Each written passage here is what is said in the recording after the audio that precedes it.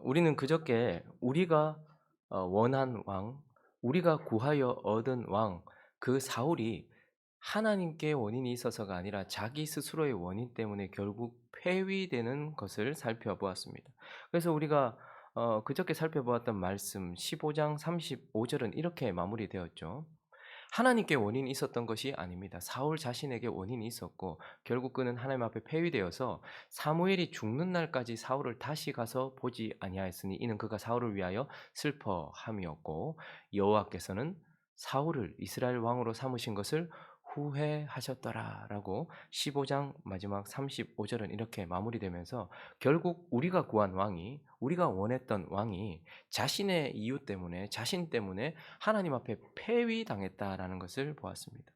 그리고 이어지는 오늘 본문은 이제 하나님께서 보셨던 왕, 하나님이 원하신 왕, 하나님의 마음에 합한 왕이 드디어 드러나는데 16장 1절은 이렇게 말씀하고 있습니다. 여호와께서 사무엘에게 이르시되 내가 이미 사울을 버려 이스라엘 왕이 되지 못하게 하였거늘 네가 그를 위하여 언제까지 슬퍼하겠느냐 읽습니다. 시작. 너는 뿔에 기름을 채워 가지고 가라.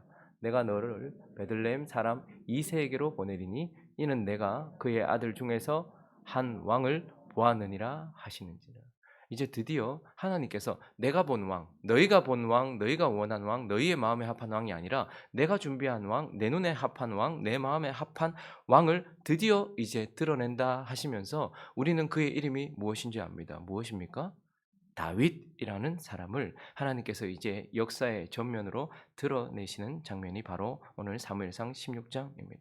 우리는 이제 앞으로 사울이라는 짙은 어둠 가운데서 처음에는 밝은 빛이었고 환한 빛이었던 사울이지만 그러나 이제는 짙은 어둠이 되어버린 그 짙은 어둠과 같은 사울 그와 동시에 그 속에서 밝게 빛나는 새벽별과 같은 다윗을 함께 살펴보게 될 것입니다. 그래서 이제 우리는 사울을 살펴보기 다윗에 대하여 살펴보기 전에 이제 다윗이 우리에게 어떤 의미를 가지고 있는 자인지, 다윗은 영적으로 어떤 의미를 가지고 있으며, 그래서 우리는 그를 어떻게 바라봐야 될 것인지 오늘 말씀을 통해서 살펴보려고 하는데, 그 첫 번째 다윗은요, 하나님 나라의 왕, 예수님의 예표다라는 것을 우리는 보게 됩니다.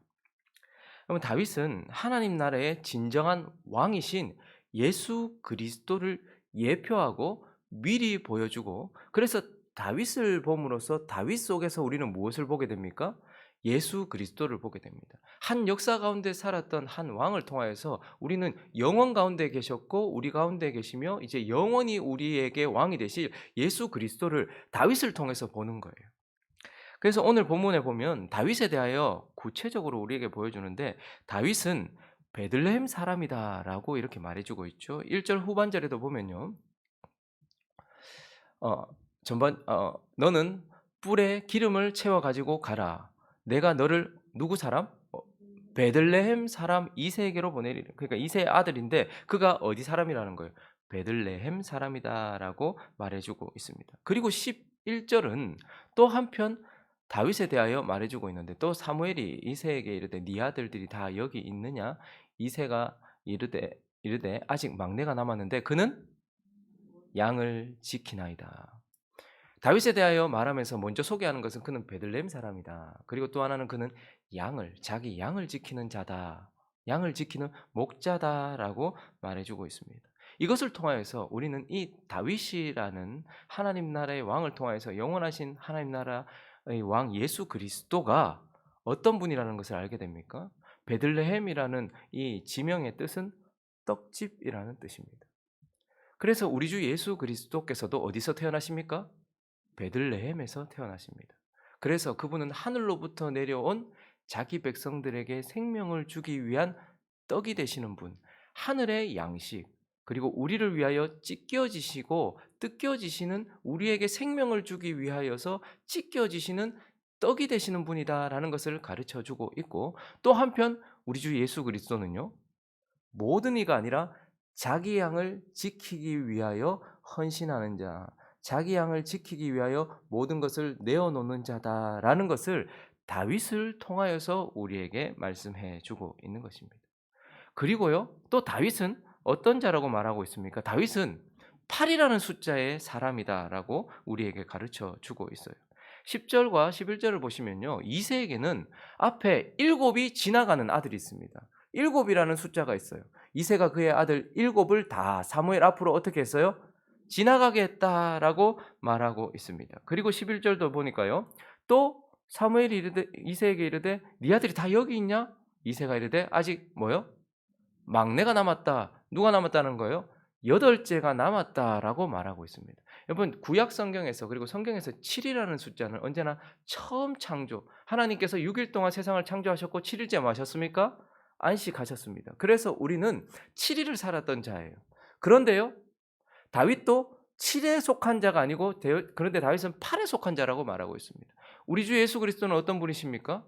7에 속하여 사셨던 분이지만 나중에는 어떻게 됩니까? 안식 후 첫날 며칠입니까?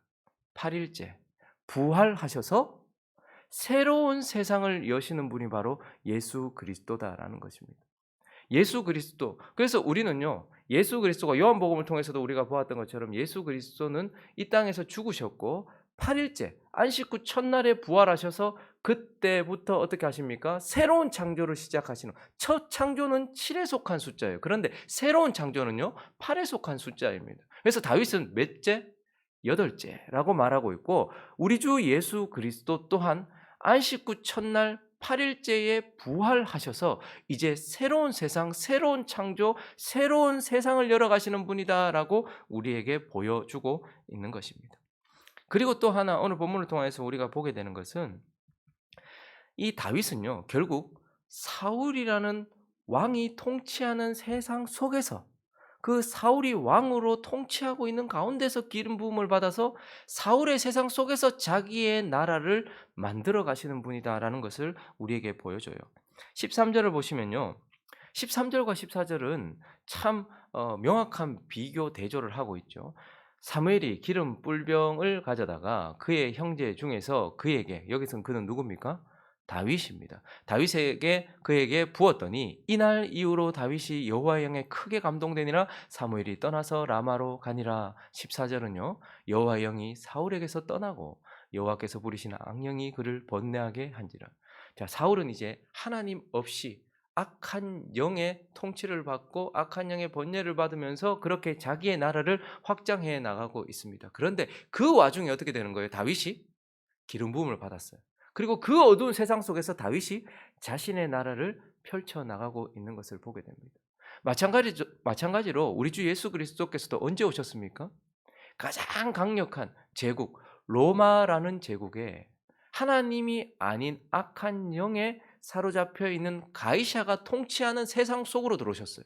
그리고 그 속에서 어떻게 합니까? 갈릴리 어부 같은 사람들, 죄인 같은 사람들, 이러한 사람들을 하나하나 불러서 마치 사울이 통치하는 세상 속에서 다윗의 나라, 하나님의 나라를 시작했던 것처럼 강력한 로마라는 나라의 가이샤라는 그러한 황제가 통치하는 곳에서 어떻게 하십니까? 한 사람 한 사람을 불러서 자신의 나라를 확장해 가고 있습니다. 그래서 천국은 마치 겨자씨 하나과 같아서 처음에 시작은 아무것도 아닌 것 같고 시작도 보이지 않지만 그러나 점점 자라나는 그러한 나라를 시작하는 예수 그리스도, 그분을 다윗이 보여주고 있다라는 것이죠. 그리고 또 하나, 이제 이 다윗의 이야기가 시작되는 이 지점에서 다윗이 어떤 왕인가? 그는 성령으로 일하는 자다라는 것을 명확하게 보여주고 있어요.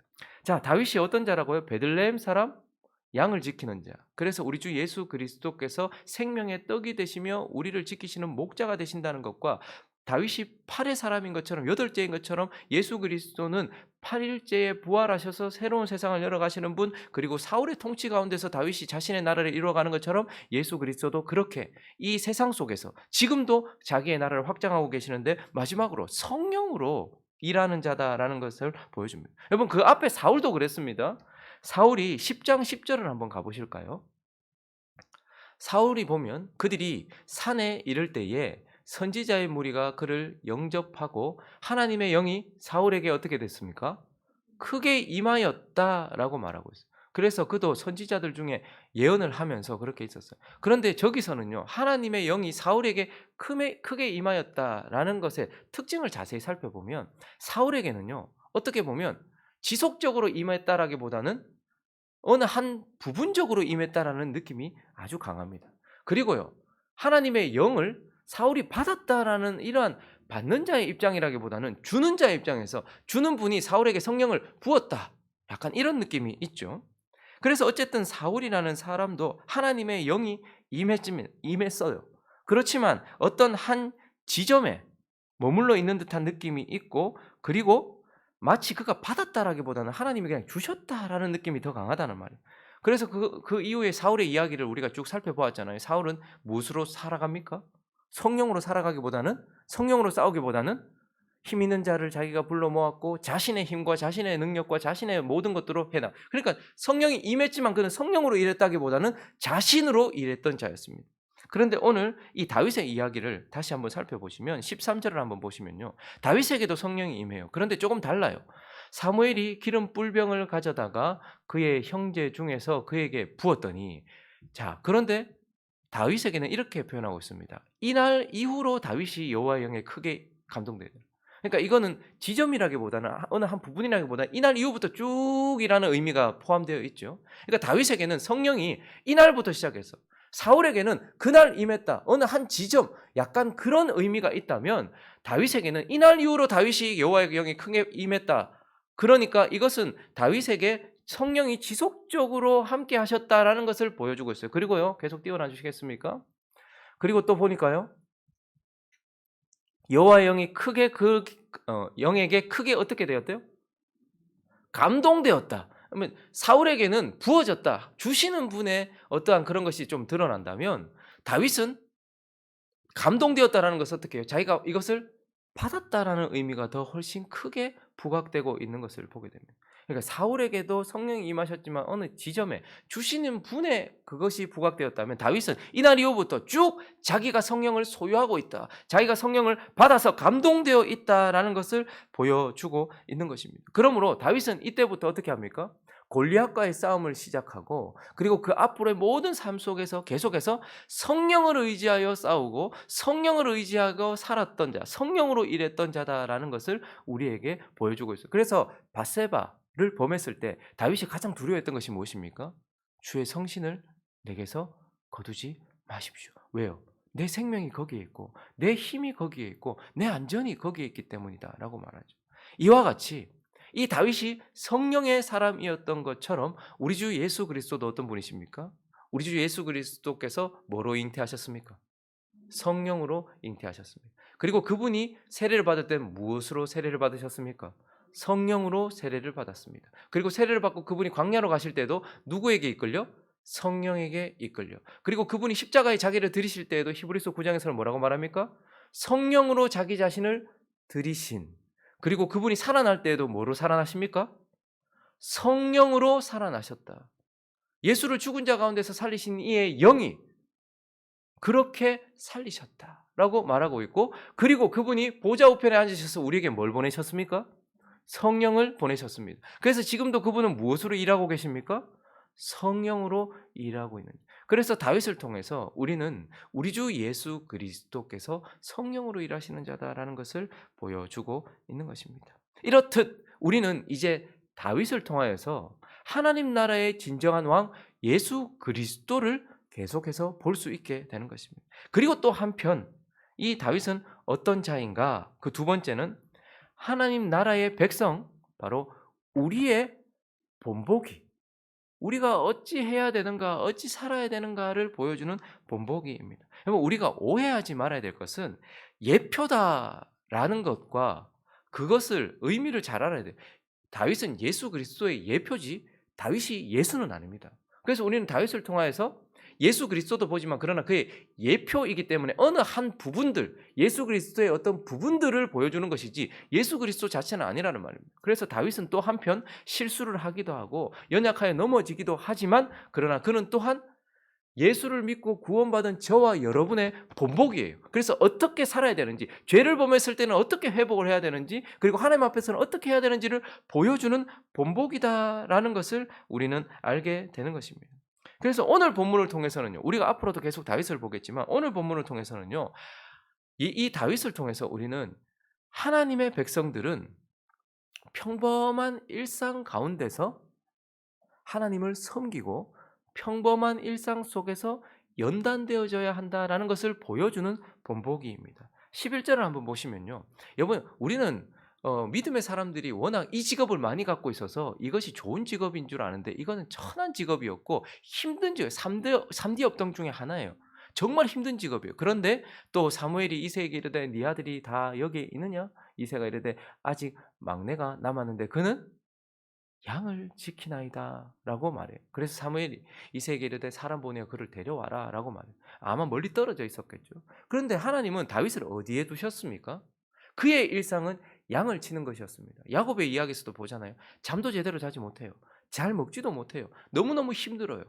그런데 하나님은 다윗을 양을 치는 목자라는 그의 일상에 두셨고 다윗은 거기에서 하나님을 섬겼던 자였습니다. 그리고 양을 치면서 그는 연단되어져 갔던 자들입니다. 여러분, 우리는 특별한 지점에서가 아니라 일상 속에서 하나님을 섬기고 하나님을 알아간다는 걸 알아야 돼요. 내가 내 직장 속에서 하나님을 섬기고 거기서 연단되지 않으면 기도의 자리에 앉아 있다고 그 사람이 예배 자리에 앉아 있다고 특별히 지금 부흥의 자리에 앉아 있다고 지금 그가 특별히 단기 선교를 갔다고 거기서 변하는 것은 아니라는 말입니다. 하나님이 주로 우리를 바꾸는 곳은 어디입니까? 우리에게 주신 일상이라는 거예요. 그래서 우리가 있는 일상 속에서 다윗은 거기에서 하나님을 섬겼고 거기에서 하나님께 연단되었고 거기에서 하나님께 다듬어졌다라는 것을 보면서 다윗은 우리가 그러해야 된다는 것을 보여주는 본보기입니다. 그런데 또 다윗은요, 오늘 본문에 보니까요, 평범한 일상도 있었지만 그에게는 특별한 상황이 이제 펼쳐지게 되는데 그것은 바로 14절부터 쭉 보시면 이러한 상황 때문이었어요. 14절부터 17절까지 한번 읽어볼까요? 시작. 여호와의 영이 사울에게서 떠나고 여호와께서 부리시는 악령이 그를 번뇌하게 한지라. 사울의 신하들이 그에게 이르되 보소서 하나님께서 부리시는 악령이 왕을 번뇌하게 하온즉 원하건대 우리 주께서는 당신 앞에서 모시는 신하들에게 명령하여 수금을 잘 타는 사람을 구하게 하소서. 하나님께서 부리시는 악령이 왕에게 이를 때에 그가 손으로 타면 왕이 나으시리이다 하는지라.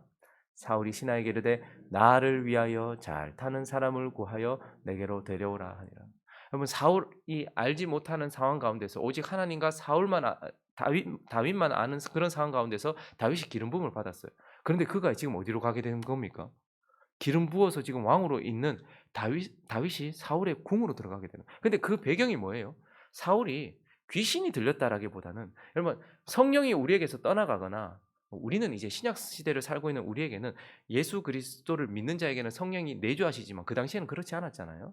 그런데 어쨌든 우리가 믿음이 떨어지거나 그리고 은혜가 떨어지거나 하나님과 멀어지면 성령이 아니라 은혜가 아니라 세상과 사단이 가까이 와서 우리를 공격할 수밖에 없겠죠. 그러니 빛이 떠나가면 어두워지는 게 당연한 것입니다. 사울이 지금 직접적으로 귀신이 들렸다라기보다는 하나님의 영이 그를 떠나버리니까 하나님의 은혜가, 하나님의 말씀이, 사무엘도 다시는 그를 보지 않았거든요. 그러니까 하나님의 말씀과 멀어졌어요. 하나님의 영과도 멀어졌어요. 그러니까 하나님의 은혜에서도 멀어졌어요. 그랬더니 자연스럽게 어떻게 되는 거예요? 악령이 가까이 오게 되었고 사단에게 계속해서 어려움을 당했다는 거예요. 그러니까 우울증에 빠지게 되기도 하고 공황장애나 혹은 강박이나 이런 것들이 지금 그를 괴롭히고 있었단 말이에요. 그렇게 했더니 그 주변에 있던 신하들이 뭐라고 했냐면 그럴 때에 하나님을 찬양하고 찬양을 들으면 어떻게 되는 거예요? 마음이 좀 안정이 되고 괜찮으니까 그렇게 잘하는 찬양 잘하는 사람을 좀 음악 잘하는 사람, 노래 잘하는 사람을 좀 데리고 와서 수금 타면서 그렇게 하면 당신이 좀 나아질 겁니다 라고 말했고 사울이 워낙 괴로우니까 너무 우울하기도 하고 너무 침체되기도 하고 너무 공황장애에 빠지기도 하고 이러니까 그래 이렇게 해보자 라고 그 사람을 데리고 오게 하면서 그것 때문에 다윗이 어떻게 해요? 사울과 만나게 되는 장면이 펼쳐지는 거예요. 여러분, 그런데 이것이 지금 그 신하들이 일시적으로 그것을 문제를 해결하는 것이긴 해요. 우리가 우울증에 빠지거나 공황장애에 빠지거나 강박에 빠지거나 혹은 그렇게 두려움에 갑자기 그런 공포가 확 몰려오는 그럴 때가 있잖아요. 그럴 때에 하나님을 찬양하고 그 찬양을 통해서 마음의 안정이 되는 것, 그거는 좋은 방법이긴 하지만 근본적인 해결책은 아닙니다. 그렇죠? 지금 그 신하들은 뭐라고 말했어야 될까요? 사울이 지금 이렇게 된 것은 이유가 뭐 때문이죠? 사울이 그렇게 된 이유는 하나님의 말씀을 버렸기 때문이에요.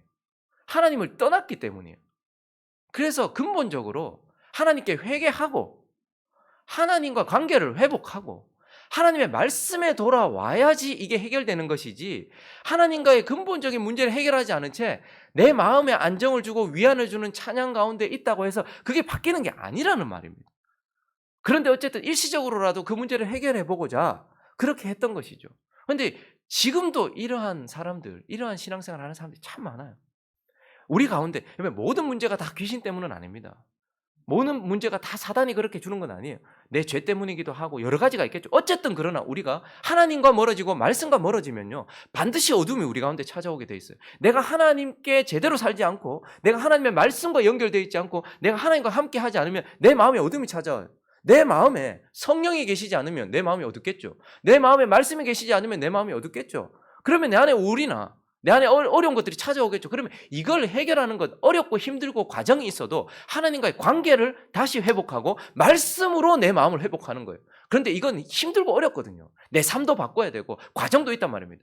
그런데 일시적으로 좀 해결해 주는 것 같은 게 뭐냐면 찬양이에요. 그래서 이 시대에 보면요, 노래를 이용해요. 그래서 사울이 뭐라고 말합니까? 노래는 하나님을 위해 드리는 거였어요. 근데 나를 위하여 수금 타는 자를 데리고 와라. 그래서 많은 사람들이 찬양 가운데서 위로를 받으려고 해요. 찬양은 우리를 위로하는 위로용이 아닙니다. 음악은 내 마음에 위안을 주고 안정을 주는 게 아니고 내 마음을 들어 올려 하나님을 바라보는 거예요. 그러니까 이것은요, 먼저 하나님과의 관계가 해결되고 내가 그분 앞에 회개를 하고 그분의 말씀 가운데 내가 말씀을 붙들고 있을 때에 진짜 효력이 나타나는 것이지. 근데 많은 사람들이요, 지금 하나님과의 관계가 회복 안 됐어요. 하나님의 말씀을 안 붙들고 있어요. 말씀대로 살아가지 않아요. 그러니까 힘들고 어렵고 마음에 위로가 필요해요. 그러니까 어떻게 합니까? 근본적인 해결책을 내려놓은 채 어떻게 하는 거예요? 찬양이라고 말하면서도 음악을 따라가고 노래를 따라가고 위안을 따라가고. 그래서 지금도 많은 사람들이요, 그냥 거기 앉아있으면 좋거든요. 마음이 편안하고 좋은 것 같아요. 근데 이게 근본적으로 해결 안 되지 않습니까? 근데 사울이 그렇게 하려고 다윗을 불렀고, 어쨌든 그는 이제 사울이라는 그 왕이 있는 왕궁으로 가게 되는 특별한 상황에 또 처하게 됐단 말입니다. 다윗은 양을 치는 일상 속에서 하나님을 섬겼고 거기서 연단이 되기도 했지만, 지금 하나님께서 허락하신 특별한 상황, 사울이라는 왕이 있는 그곳에 들어가서 그를 섬기는 자리에 또 가게 되었고, 또 다윗은 어떤 자예요? 하나님께서 허락하신 환경. 여러분, 우린 자꾸 하나님께서 허락하신 환경이 불편하면 피하려고 하거든요. 근데 그 속에서 다윗은 어떻게 됩니까? 얼마나 불안했겠습니까? 지금 하나님께서 내게 기름을 부으셨는데 저기는 왕이고 내가 까딱 잘못하면 저 사람한테 죽는데, 그런데도 어떻게 합니까? 거기에서 연단되어지고 훈련되어졌던 자가 바로 다윗이라는 거예요. 다윗은 하나님 앞에서 하나님이 허락하신 일상 속에서, 그리고 하나님 앞에서 하나님이 허락하신 특별한 상황 속에서 연단되어지고 훈련되어졌던 자다라고 우리에게 가르쳐주고 있고, 또 한편 오늘 다윗은요, 이렇게 특별한 상황, 일상적인 상황 가운데서 하나님 예배하고 연단되었던 것뿐만 아니라 그 가운데서 모든 이에게 인정을 받았던 자이기도 하다라는 것을 보게 돼요. 18절을 한번 보실까요? 다윗이 부각되기도 전이었어요. 제가 한번 읽어드리겠습니다. 소년 중 한 사람이 대답하여 이르되 내가 베들레헴 사람 이새의 아들을 본즉 수금을 탈 줄 알고 용기와 무용과 구변이 있는 준수한 자라 여호와께서 그와 함께 계시더이다 하더라. 벌써 다윗이 뭐 하고 있는 거예요? 사람들에게 인정받고 있어요. 그가 여호와께서 그와 함께 하고 계시다는 것도, 그가 준수하다는 것도 인정받고 있어요. 그러니까 그는 훈련되어지고 연단되어진 사람이기도 하지만 주변 사람들을 봤을 때, 저 사람 하나님이 함께하고 있는 사람이야. 저 사람 하나님 안에서 자라가고 있는 사람이야 라는 것을 인정받았던 사람이었습니다. 거기다가 21절과 22절에는요, 다윗이 사울에게 이르러 그 앞에 모셔섬에 사울이 그를 크게 사랑하여 자기의 무기를 드는 자로 삼고, 또 사울이 이새에게 사람을 보내어 이르되 원하건대 다윗을 내 앞에 모셔서게 하라라고 말해요. 사울도 그를 인정해. 하나님을 떠난 인생, 하나님이 버린 인생인 사울도 그를 인정하고 다윗은 그에게도 인정받고 있다라는 것을 보게 됩니다. 그리고 오늘 마지막 절 23절을 보시면요, 하나님께서 부리시는 악령이 사울에게 이럴 때에 다윗이 수금을 들고 와서 손으로 탄즉 사울이 상쾌하게 낫고 악령이 그에서 떠나갔다라는 것은 하나님도 다윗의 찬양을 받으시는 분이다라는 것을 통하여서 다윗은 사람들에게도 인정받는 자였고 사울과 같이 자기를 높이고 하나님을 인정하지 않고 하나님이 떠난 자임에도 불구하고 사울에게도 인정받는 자였고 하나님도 다윗을 인정해 주는 그런 자였다라고 우리에게 말씀해 주고 있는 것입니다. 그러니 이 다윗을 보면서 이제는 우리는 사울을 통하여서 우리가 가지 말아야 될 길, 변질된 길을 걸어갔던 그러한 밟지 말아야 될 길을 배운다라고 한다면 이제 다윗을 함께 보면서요. 다윗을 통해서 우리는 예수 그리스도도 보게 된 것입니다. 그리고요. 우리가 걸어가야 될 본보기도 보게 된다라는 것을 알게 되는 것이죠. 말씀을 정리하겠습니다. 여러분 이제 하나님께서는 우리가 원했던 왕이 아니라 하나님이 원했던 왕 다윗을 함께 드러내 보여주고 있습니다. 그것을 통해서 우리는 하나님이 바라셨고 하나님이 원하신 왕이 누군지 사울을 통해서는 우리가 왕이 되면 안 된다는 것을 보여주시지만 다윗을 통해서는 하나님께서 내가 원하는 왕이다. 그래서 너에게 세운 왕이다. 라는 것을 보여주시기도 하고 또 한편요. 우리가 걸어갈 길, 가야 할 길을 보여주는 자다라는 것을 통하여서 우리는 함께 이제 많은 교훈들을 받게 되었다라는 것을 보면서 앞으로도 사울도 보시고 그 짙은 어두운 가운데서 더 밝게 빛나는 다윗을 통하여 예수 그리스도도 보시고 그리고 우리가 걸어가야 될 그 좁은 길도 바라보는 저와 여러분 되시기를 예수 그리스도의 이름으로 축원합니다.